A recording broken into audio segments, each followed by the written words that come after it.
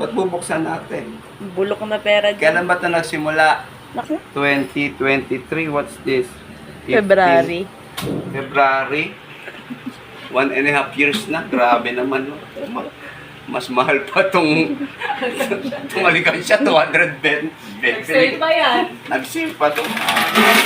Bubuksan na. Grabe, 1 year. Parang puro coins lang alaman. Nangihinayang ko buksan. Bayaran ko na lang. Ano ba nasa loob? Grabe. Hindi. Magkano nasa loob dito? Baka nasa 2,000 pa lang. O sige, 2,000. May tinatala-tala dito, di ba? O yan, kwentahin na lang natin. Mabubulok yan pa. Okay na. Mabubulok yan kasi kalawang na naulanan yan eh. Baka may kalawang yan sa may. Naulan na yan sa may bintana eh. Kakalawangin, puro tigs piso lang. Oo. Hindi na ganun yun eh. Huwag na. Mama, puno na yung sa kanya. Puno na eh. Paano yan hindi mapupuno? Panay tubig na sa benta. Tapos sabi, wala pa ba ng kuryente? Tigsi 50 pesos eh. At least pa napuno.